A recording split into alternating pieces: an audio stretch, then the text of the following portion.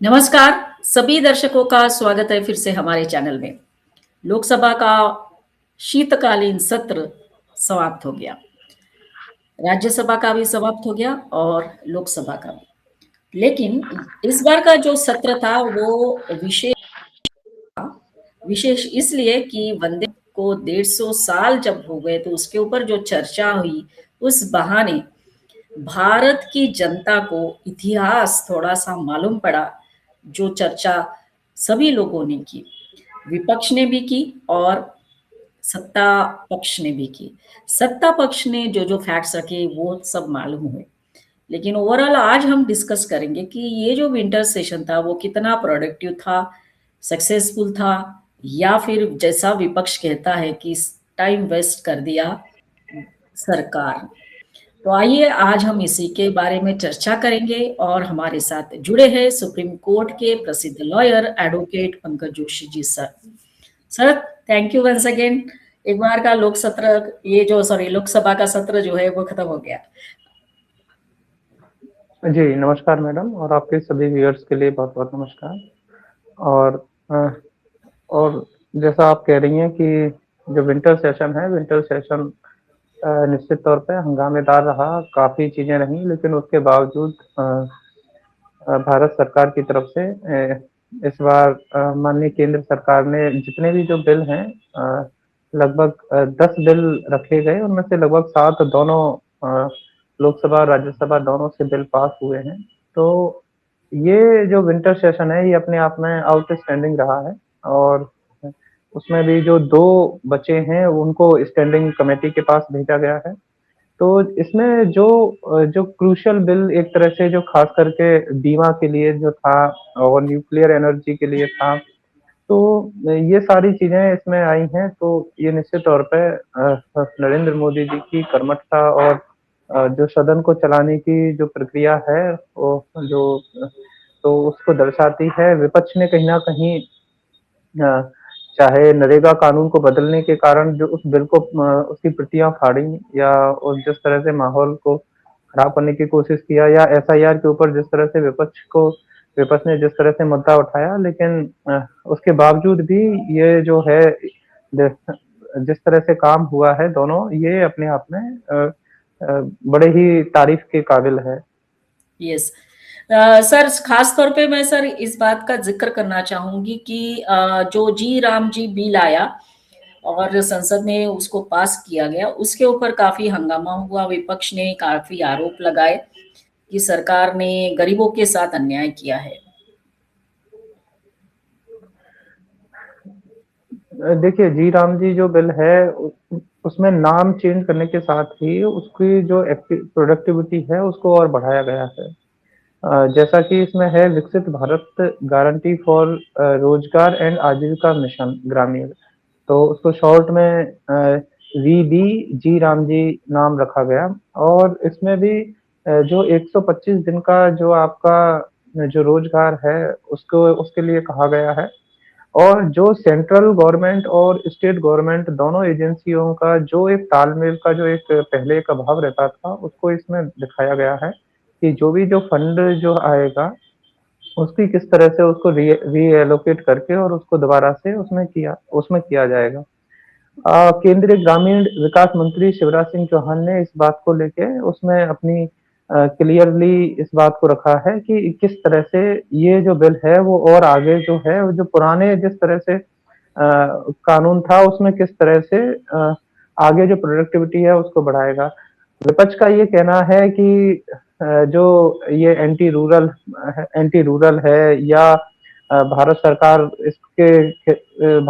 को वापस लेना चाहिए, क्योंकि कुछ विपक्ष के नेता ये भी कह रहे हैं कि इसमें जो गांधी जी का नाम है वो नहीं है। तो अ, अब या या हो सकता है कि किसी भी तरह से राम का नाम आ गया हो, तो इस वजह से विपक्ष के नेताओं को चिढ़ लग सकती है कि आपने जो किस तरह से, हालांकि वो सीधा राम के नाम पे टिप्पणी करने की बजाय वो गांधी जी का नाम ज्यादा ले रहे हैं। और लेकिन इसमें सत्ता पक्ष ने भी कि सभी माननीय गणमान्य सांसदों ने उन्होंने उन्होंने इस बात की याद दिलाई कि आपने गांधी जी के नाम पर कितनी स्कीमें कब-कब चलाई, आपने हमेशा अपने परिवार के नाम पर ही चलाई। तो फॉरेस्ट के चाहे राइट्स हों, चाहे फूड सिक्योरिटी हो, चाहे लैंड एक्विजिशन हो, तो आप इन सभी मुद्दों पर आपने कभी चर्चा नहीं। अब जैसे इसी इसी विंटर सेशन में जब जो खास करके पॉल्यूशन के मुद्दे पे, क्लाइमेट चेंज के मुद्दे पे जब उस पे डिस्कशन हुआ, तो उसमें कहीं भी विपक्ष के नेता नहीं दिखे। और जब एसआईआर की बात हो रही थी तो उसमें प्रियंका गांधी जी का आ भी रहा था कि हम तो उस पर चर्चा करना चाहते हैं। तो ये सारी एक तरह से जो है वो केवल बार्गेनिंग की बात हो रही थी केवल, उससे ज़्यादा कुछ नहीं है।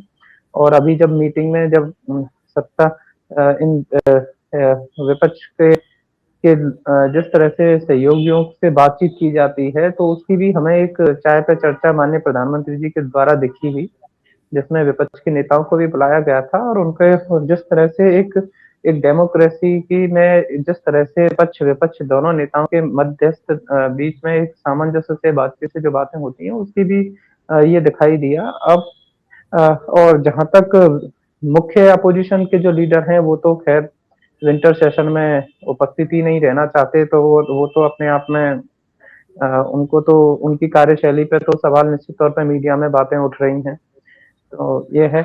और अब इसमें खास करके ये जो बिल है इसमें चाहे माननीय सांसद जयराम रमेश जी हों, मानिक राम टैगोर हों, इन सभी ने फार्मर्स के लिए आवाज़ें उठाने की कोशिश की हैं, लेकिन निश्चित तौर पे ये जो एक्शन प्लान जो इस तरह से सेंट्रल गवर्नमेंट ने लिया है, वो इसमें और बेहतरी के लिए किसानों के बीच में जाके और इसको ये ना केवल किसान और मजदूर, इसको और बड़े लेवल पे इसमें और चीज़ों को ऐड करने के कारण ये चीज़ें इसमें ऐड करी हैं। ये निश्चित तौर पे आगे चल के इस कानून का क्योंकि जैसे ही बिल पास होगा तो अगले 6 महीने के भीतर-भीतर जो भी उसके तहत जो योजनाएँ होती हैं वो सभी उसमें गवर्नमेंट के अधिकारी निश्चित तौर पे उसका बदलाव करेंगे और उसी के हिसाब से आगे जो भी बदलाव है वो दिखाई देंगे। Yes sir.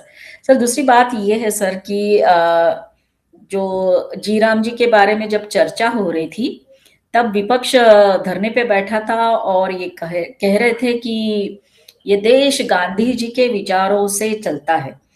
तो सर सभी का इसमें कंट्रीब्यूशन है sir, not only Mahatma Gandhi, सभी के विचारधारा हमारे लिए महत्वपूर्ण है। देखिए महात्मा गांधी जी को ऐसा तो है नहीं कि विपक्ष की सत्ता पक्ष के लोग नहीं मानते हैं, ऐसा ऐसा कहीं नहीं है। और विपक्ष ने इससे पहले कभी महात्मा गांधी जी के जो आदर्श थे, जो ग्रामीण सभ्यता, ग्रामीण पर रोजगार की जिस तरह से बात होती है, जिस तरह से गांवों को तो हमेशा पीछे के कगार पे धकेला गया। हाँ, ये बात अलग है कि उन्होंने गाँव के लोगों को एक तरह से सिस्टम के खिलाफ ज़रूर भड़काया और उसमें एक जो वामपंथी पुट जो जिस तरह से लगाया कि आप अपने गाँव के मालिक हैं और आप चाहें तो आप जो है हथियार भी उठा लीजिए, आप सिस्टम को चुनौती दीजिए। तो नक्सलवाद की जिस तरह से समस्या विपक्ष के दौर में जिस तरह से बढ़ी, तो वो ज़रूर एक उसमें ज़रूर सवालिया निशान ज़रूर हमेशा उठते रहे हैं। और अब जब आज जब माननीय गृह मंत्री जी के द्वारा जब उस नक्सलवाद की समस्या को खत्म किया जा रहा है, तो तो जो भी नक्सली हैं, वो खुद सरेंडर कर रहे हैं और उसके बाद वो इस बात को कहते हैं कि हमसे गलती हुई, हमने इतने समय तक लगातार वो हम इस तरह से लड़ाई लड़ते रहे और अब हमें ये महसूस हो रहा है कि वर्तमान जो समय है, वो निश्चित तौर पे जो भारत के विकास के लिए काम करते हैं, तो हमारा कोई औचित्य नहीं है कि हम अपने हथियार उठा के और फिर इसी तरह से संघर्ष में आगे बढ़ें। उनको जिस तरह से गुमराह किया गया कुछ जो भी चरमपंथी जो विचारधारा के आधार पे जो भी लोग थे उनके द्वारा, तो आज वो चीज़ें वो सभी लोग मुख्य धारा से जुड़ना चाह रहे हैं। और यस। जहाँ इसमें ये है कि ये बिल जो है गाँव के गरीबों की तो इसमें ऐसा कुछ नहीं है। इसमें ये इस इसके तहत तो जो फाइनेंशियल रिसोर्स हों या रिकॉर्ड हों क्योंकि इस इसमें जो फंडिंग स्ट्रक्चर है उसके लिए वो कहते हैं कि आप जो है इस तरह के बिल्कुल आए हो, ये मतलब रोजगार की कोई गारंटी नहीं देता है, कोई सुरक्षा की गारंटी नहीं देता है। लेकिन जो मनरेगा में जो 100 दिनों का जो कानून था वो इसमें बढ़ाकर 125 दिन किया गया है। तो ये जो 20 साल पुरानी जो योजना है तो उसको तो अपडेट होना जरूरी था। और जिस तरह से उसमें जो भ्रष्टाचार जिस तरह से बढ़ रहा था, क्योंकि जो भी इनके मास्टर रोल रहते थे उसमें कहीं ना कहीं एक लेवल पे जो एक समस्या आ रही थी, तो उसमें एक जो बदलाव आना वो निश्चित तौर पे था, जिस क्योंकि अब नए जितने भी वो बनेंगे तो वो नए आधार से जुड़ के और नए अपडेट होके और उसमें जो नई नई प्रक्रिया में जिस तरह से वो होगी तो वो अपडेशन होना जरूरी है। और वैसे भी जो गांधी जी का नाम है वो कांग्रेस पार्टी ने जब माननीय कृषि मंत्री शिवराज सिंह चौहान ने कहा कि ये तो 2009 में जब बिल लाया गया था तो वो 2009 के चुनाव को ध्यान में रखते हुए लाया गया था। तो जो और कोई भी ग्रामीण परिवार है उसमें कानूनी तौर पर ये मनरेगा की जगह ले रहा है, लेकिन कानून के तौर पर रोजगार की गारंटी जरूर इसमें होगा।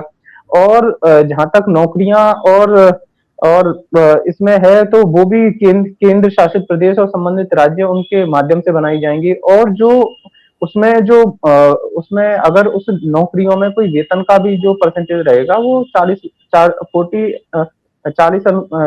और 60 का अनुपात रहेगा, यानी सेंट्रल गवर्नमेंट 40 दिन रहेगी। और अगर नौकरी नहीं मिल रही है और उसमें कहीं वो उठाई जा रही है तो उसका भी खर्चा सरकार के उसमें रहेगा। और उसमें 60 दिन का नो वर्क विंडो भी उसमें शामिल की गई है। तो ये सारी चीजें जो हैं वो इस तरह से इसमें हैं, क्योंकि जो भी गारंटी वाले चाहे काम के दिन हो, चाहे फंडे स्ट्रक्चर हो, चाहे फंड आवेदन हो, तो इन सभी में जो केंद्र सरकार का जो बढ़ा हुआ कंट्रोल है, तो ये निश्चित तौर पे इससे जो है जो ऑब्जेक्टिव पैरामीटर जो रखे जाते हैं किसी भी स्कीम के क्योंकि हर साल जो जो भी फंड मिलता है उसका भी एक देख रेख होना बहुत जरूरी है। और उसी के आधार पर जो भी ग्रामीण क्षेत्र में जिस भी तरह से जो बदलाव हैं वो निश्चित तौर पे वो आगे उसको एक पॉजिटिव दिशा ही मिलेगी। और विपक्ष का चूंकि वो तो हर हर चीज में केवल सवाल उठाने के लिए कोशिश कर रहे हैं, कहीं ना कहीं हमें पॉजिटिविटी भी देखनी चाहिए कि किस तरह से ये जो है इसमें जिससे कि जो ग्रामीण क्षेत्र में जो रोजगार है इसमें और जिस तरह से वो कई सारी सुविधाएं जो बढ़ाई जा रही हैं उसका लाभ निश्चित तौर पर जो ग्रामीण है उनको जरूर मिलेगा। यस सर, दूसरी बात ये है सर कि बाद में हमने देखा जब एसआईआर पे जब चर्चा हो रही थी, क्योंकि काफी हंगामा भी हुआ, लेकिन इस बहाने सर हमें विपक्ष की मानसिकता जो है वो भी हमको पता चला कि क्या ये लोग चाहते हैं। एसआईआर के खिलाफ ये लोग बोल रहे थे। फिर हमने देखा कि एलओपी ने बोला कि मेरी प्रेस कॉन्फ्रेंस के ऊपर चर्चा की जाए। ये सारी बातें हमने देखी। हाँ, वो तो माननीय सांसद राहुल गांधी जी तो जिस तरह से उन्होंने इस बात को उठाया कि पहले मेरी जो बात है वहां से शुरुआत की जाए, तो ये एक अपने आप में एक बड़ा ही गैर जिम्मेदार और एक एक मतलब ऐसा बयान था। और अ, और इसके कारण माननीय गृह मंत्री जी को थोड़ा सा उसमें उन्हें समझाना भी पड़ा कि आप ये देखिए मैं लगभग इतने लंबे समय से विधानसभा और इसमें संसद में आ रहा हूँ क्या, और मैं इन सारी बातों को आपने जो क्योंकि विपक्ष के द्वारा जो भी सवाल पूछे गए थे उन्हीं का उत्तर वो दे रहे थे, और उसमें भी बार बार टोका टाकी जिस तरह से विपक्ष के सांसदों द्वारा हो रही थी और खास करके स्वयं राहुल गांधी जी द्वारा हो रही थी, तो उसके कारण उन्हें ये बात कहनी पड़ी कि कोई बात नहीं, पर कम से कम आप इतना धैर्य तो रखिए कि पूरी बात सुनिए। तो ये सारी चीजें जो है वो और जब एसआईआर पे पूरी तरह से जब उन्होंने अपनी बात रखी तो तब विपक्ष रुका भी नहीं संसद में और वो वॉकआउट कर गए। तो ये जो ना केवल ना केवल जो संसद की जो मर्यादा है उसको, बल्कि आपकी देश के प्रति कार्यों में जो रुचि ना लेना जो आपका ये जो भाव दर्शाता है। और इसी भाव के कारण जो जनता और युवा महिलाएं खास करके वो यही बात देखती हैं कि ये इस तरह से अपने संसदीय कार्यों में रुचि नहीं लेंगे तो किस तरह से आगे आगे कार्य होंगे। तो ये यही इसी के कारण कहीं ना कहीं जो है वो कांग्रेस पार्टी का जो ग्राफ है वो गिरता जा रहा है, क्योंकि अब पिछले इस सत्र में जिस तरह से ये रोजगार और आजीविका मिशन के लिए कानून हो, इस पर बड़ा अच्छा डिस्कशन होना चाहिए था। जो न्यूक्लियर एनर्जी के लिए जो बिल पास हुआ है, जो शांति नाम से, तो उसमें उसमें जो न्यूक्लियर पावर है उसमें किस तरह से जो बड़ी कंपनीज हैं, प्राइवेट कंपनीज हैं, वो आके किस तरह से इम्प्रूवमेंट ला सकती हैं, तो उसमें है। और इसी तरह से जो एफडीआई जिस तरह से इंश्योरेंस के सेक्टर में लाने के लिए जो है, उस तरह से जो अमेंडमेंट लाया गया है नए नए लॉज में कि हम 100% एफडीआई है वो इंश्योरेंस के सेक्टर में लाएंगे, तो ये इस तरह के जो लॉज हैं, इनमें हमें एक गंभीर चर्चा परिचर्चा संसद के माध्यम से देखने को मिलती है। और उसमें अगर विपक्ष के लोग नहीं भागीदार होंगे और केवल बिल बिल की कॉपियां फाड़ेंगे या धरने पे बैठ जाएंगे या संसद से वॉकआउट कर जाएंगे, तो फिर उस संसद की गरिमा निश्चित तौर पे एक गिरावट का कारण बनती है। तो हमें अपने अपने दूसरों को नहीं समझा सकते तो कम से कम हमें अपने अपनी जिम्मेदारियों के प्रति जरूर सजग रहना चाहिए, और खास करके जब आप विपक्ष में बैठे हो तब तो आपको कम से कम इन सारी बातों का विशेष ध्यान रखना चाहिए। ये सर। और सर दूसरी एक बात सर, जब वंदे मातरम के ऊपर डिबेट हो रहा था तब प्रियंका गांधी जी बोली कि आप नेहरू जी को जो उनकी कमियां है वो निकाल लो, इंदिरा गांधी जी की निकाल दो, राजीव गांधी जी निकालो, जितने चाहे उतने घंटे आप उसके ऊपर डिबेट करो या स्पीकर से परमिशन लेके, लेकिन एक बार का ये सारा मामला खत्म हो जाए, क्यों बार बार आप इसके ऊपर चर्चा करते हो, इस तरह से उन्होंने बयान दिया था। तो सर हम ये भी कह सकते हैं ना सर कि ये लोग भी तो हमेशा सर आरएसएस को लेकर हमेशा बात करते हैं, ये गोडसे की विचारधारा है ऐसी बात करती है, तो इनको भी फिर सर रोकना पड़ेगा, जिस तरह की डिमांड प्रियंका गांधी कर रही थी, तो एक बार का हो जाए, इस तरह से बोल रही थी वो। देखिए, माननीय प्रियंका गांधी जी जिस जिस तरह से वो भोलेपन में इस बात को रख रही थी, लेकिन ये बात इस तरह से खत्म नहीं होती है, क्योंकि डेमोक्रेसी में अगर कोई कमियां हैं, हालांकि वो चीजें एक दूसरे की नेगेटिविटी होती है, लेकिन जब तक नेगेटिव चीजें भी निकल के नहीं आएंगी तो आगे उसका कोई सॉल्यूशन निकल के नहीं आएगा। लेकिन वो बात जो है उसको उचित शब्दों में और उचित मर्यादा में रखा जाए तो वो अच्छा लगता है। अगर कहीं कोई किसी भी योजना में, क्योंकि कोई भी गवर्नमेंट हो उसमें अपडेशन की हमेशा जरूरत रहती है, और उसमें हिस्ट्री जहां भी है तो उसमें हिस्ट्री से ही शुरुआत होती है कि पीछे की ये कमियां थी, उसके बाद हम इस तरह से आगे इम्प्रूवमेंट की ओर देखते हैं।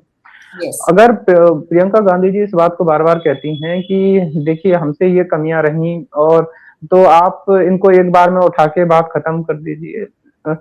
अब अब उसमें इस तरह से कह के आप कभी अपनी जिम्मेदारियों से नहीं बच सकते हैं। अगर चलिए पास्ट की बातें भूल जाइए, तो आप वर्तमान में तो देखिए, आप वर्तमान में भी आप फिलिस्तीन का बैग उठा के लेके आ सकती हैं। आपने बांग्लादेश में जिस तरह से हिंदुओं पर अत्याचार हो रहा है, तो आपने बांग्लादेश के हिंदुओं के लिए तो अभी तक आवाज कोई उठाई नहीं है। तो आप भी तो केवल राजनीति करने के लिए आ रहे हैं। क्या वहां पर जो बांग्लादेश में ज्यादातर जितने लोग रहे, उन हिंदुओं में भी तो दलितों की ही संख्या ज्यादा रह गई थी वहां पर। तो आप उन दलित हिंदुओं के लिए कम से कम आवाज उठा लीजिए। तो आप उसमें केवल आप भी तो अपने वोट बैंक के हिसाब से कहीं देख रहे हैं, क्योंकि अगर एसआईआर हो रहा है तो उसमें चाहे बांग्लादेश और पाकिस्तान से आए हुए अगर कोई मुस्लिम व्यक्ति हैं, तो उनके लिए आप जिस तरह से सोच रहे हैं कि मानवीयता के आधार पर उनको रख लीजिए। और जहां भारतीय जनता पार्टी ये कहती है कि इन देशों से आए हुए हिंदू, जैन और सिखों को हम जिस तरह से देश में आते हैं तो उनके लिए कोशिश जारी रहेगी, क्योंकि वो उन देशों से भगाए गए हैं या वहां पर उनको उनके साथ जिस तरह से अत्याचार हो रहा है। तो कांग्रेस पार्टी भी तो उसी राजनीति की बात कर रही है। तो अगर भारतीय जनता पार्टी के लोग इस बात को कह रहे हैं कि पास्ट में ये चीजें हुई हैं, तो उसमें वो बात जो है वो एक रचनात्मक बात होती है। उसमें कहीं ये नहीं है कि वो लगातार कोई दोष मढ़ रहे हों या कोई, आप खुले मन से इस बात को स्वीकार करिए। लेकिन आप वर्तमान में भी जो है आप हमेशा उसी नेगेटिव, जब पास्ट में जिस तरह से आपने आपकी पार्टी के जिस तरह से एक सेकुलर विचारधारा को अपनाते हुए केवल हिंदुओं में केवल आपने कम्युनलिज्म देखा है कि यही सांप्रदायिक है, तो उसी वही वही भाव आपकी पार्टी का वर्तमान में भी हो रहा है। तो आप राष्ट्रीयता की बात अगर आपकी पार्टी के लीडर नहीं करेंगे और आप नहीं करेंगी, तो फिर किस तरह से फिर ये चीजें हैं वो पॉसिबल नहीं हो पाएंगी। तो यस। यही है आज। अगर प्रधानमंत्री जी नरेंद्र मोदी जी या रक्षा मंत्री जी राजनाथ सिंह जी ने जिस तरह से संसद में बात उठाई और माननीय रक्षा मंत्री जी को जिस तरह से टोका गया और उन्हें भी ये बात कहनी पड़ी कि मुझे कौन बैठाएगा। आज ये मतलब 3 बार की सत्ता के शीर्ष पदों पर बैठे हुए मंत्रियों को जब विपक्ष के लोग इस तरह से ट्रीट कर सकते हैं, तो इनकी मतलब किस तरह की कार्यशैली है, ये समझनी होगी कि रक्षा मंत्री जी खड़े हैं और वो कह रहे हैं बैठ जाओ, बैठ जाओ। तो अब ये मतलब जो मेरे हिसाब से तो बड़ी ही दुखद बात है। और जहाँ तक इस जो भी बिल रखे जा रहे हैं, जिस तरह से इसमें जो भी आए हैं, तो अगर उन पे ही डिस्कशन विपक्ष के लोग करते तो शायद देश के लिए बड़ा अच्छा होता। क्योंकि हेल्थ सिक्योरिटी से जुड़े मुद्दे हों, चाहे मणिपुर गुड्स का से जुड़ा मुद्दा हो, चाहे सेंट्रल एक्साइज अमेंडमेंट के बिल की बात हो, तो इन सभी बिल पे हमें एक डिस्कशन करना चाहिए कि जो देश के लिए अच्छा हो, ना कि केवल वही कि हाँ जी इसमें से तो गांधी जी हट गए, राम जी आ गए, तो केवल आप उसमें जो मेन मुद्दा है आप उस मुद्दे को बताते कि इसमें ये कमियां हुई हैं। अगर अगर राष्ट्रीय पार्टी जो है भारतीय जनता पार्टी अगर कहीं से उसमें राम जी को भी लेके आ रही है तो क्यों ना लेके आए। राम जी के लिए तो भारतीय जनता पार्टी जानी ही जाती है। तो आपको इतना दर्द हो ही क्यों रहा है। आप इस नाम की जो बात है, नाम की बात को तो छोड़ ही दीजिए। नाम तो राम जी आए हैं, ये तो अच्छी बात है। यस। आप मुद्दे की बात करिए कि इसमें क्या क्या क्या वो है। अब आप आप इसमें ये बताइए कि कमियां क्या हैं इस बिल में। केवल नाम के ऊपर अगर आप टिप्पणी करने बैठे तो आप आपने अपने राजनीति के लिए आप गांधी जी का नाम लेके आए थे 2009 में, आज भारतीय जनता पार्टी राम जी को लेके आई है। तो हर पार्टी अपनी अपनी विचारधारा के लिए जानी जाती है, इसमें कोई विशेष कोई ऐसी बात नहीं है। ठीक है। आ, आ, आ, आप चाहें तो आप अगली बार आए तो आप जो जो अगर आप मेहनत करिए, पहले तो आप अपने संगठन पे ही विशेष काम करिए। जब आप संसद में ही काम नहीं कर रहे हैं तो किस तरह से आगे आगे राजनीति करेंगे। ये तो ये तो बड़ी उसकी बात है। तो कुल मिला के कहना यह है कि जो विपक्ष है अभी भी जो है वो इन सारी चीजों से सीखने को तैयार नहीं है। ये सर दूसरी और एक बात सर थी सर कि इनके जो राज्यसभा में जो है मल्लिकार्जुन खड़गे जी, उन्होंने सर वंदे मातरम के लिए जो बोला, वंदे मातरम पे वो उन्होंने बोला कि वंदे मातरम हमारा है आपका नहीं, ऐसा कुछ बोला सर। तो जो उपराष्ट्रपति जी है हमारे, उन्होंने कहा नहीं है, ये ऐसा नहीं है, वंदे मातरम सबका है। तो सर इन्होंने वंदे मातरम पर इस तरह से बयान दिया, तो ये भी तो एक सर क्वेश्चन मार्क लगाने वाला। देखिए इस बात को लेके माननीय सांसद प्रियंका गांधी जी ने भी ये बात कही थी कि वंदे मातरम जो है वो हमारा है, कांग्रेस पार्टी का है। कांग्रेस पार्टी ने चर्चा करी और यही बात जब मल्लिकार्जुन खड़गे जी ने भी इस बात पे कही तो ये एक बड़ी जोरदार बहस वंदे मातरम पे हुई। माननीय प्रधानमंत्री जी नरेंद्र मोदी जी ने कहा कि जब ये जो वंदे मातरम का मुद्दा है, कांग्रेस पार्टी हर समय अपनी बीच में गर्दन घुसाने की कोशिश करती है। ये मुद्दा जो लोग वंदे मातरम नहीं बोलते हैं दरअसल में उनके लिए था और यह भाव था कि सभी लोग बोलें। तो उसमें से कुछ जो भी सांसद थे, जो मुस्लिम सांसद थे, उन्होंने तो इस बात को पूरी तरह से स्पष्ट करते हुए संसद में रखते हुए इस बात को कहा कि देखिए कि हम तो बोलेंगे नहीं। ठीक है। और यहीं से इस बात की स्पष्टता होती है। लेकिन कांग्रेस पार्टी को इस एक तरह से जो एक ये है कि नहीं साहब कि किसी पर भी अत्याचार हो जाएगा तो हम ही बोलेंगे। आप देश से जुड़े राष्ट्र के मुद्दों पर भी जब गैर जरूरी बातें करते हैं तो वहीं से आपकी जो सांप्रदायिक की सोच है वही वही वही शो होती है। यस। और उसमें जो चर्चा जो हुई, मतलब ऐसे पावन वर्ष पर जब वंदे मातरम के 150 वर्ष पूरे हुए हैं और ऐसी उस पर भी सदन अनियंत्रित हो गया और उसमें भी कार्यवाही स्थगित करनी पड़ी। तो ये जो है बड़ी विचित्र बात है। और उसमें डॉक्टर जो राधा मोहन दास अग्रवाल जी जो माननीय सांसद थे, तो उन्होंने बार बार इस बात को कहा कि विपक्ष आज भी बाबर और बाबरी मस्जिद की राजनीति कर रहा है और ये अपनी सभ्यता से और अपने उससे दूर हो रहे हैं। तो ये जो है ये निश्चित तौर पे, क्योंकि उन्होंने कहा कि जो हिंसा और नफरत जो है, क्योंकि ये सदन के कोर्ट हैं, सदन में बयान है कि एक नेता ने जब कहा कि हिंदू 24 घंटे हिंसा और नफरत फैलाते हैं, और ये जब इन सारे मुद्दों पर जब अग्रवाल जी ने कहा और उन्होंने विपक्ष पर इस बात का आरोप लगाया कि जो टुकड़े टुकड़े गैंग का जो समर्थन कौन करता है, तो वो कि जिस जिस तरह से जेएनयू में भी जब लगातार जिस तरह से डिबेटें होती हैं और वहाँ के जो भी इंटेलेक्चुअल्स जो होते हैं वो वहाँ के नए युवाओं को गुमराह करते हैं, और नए बच्चे चूंकि अपने घरों से जाते हैं वो उनकी बातों में भी आ जाते हैं। तो ये सारी चीजें जो हैं, ये एक सुधार, इन सब चीजों का सुधार होना चाहिए। अब और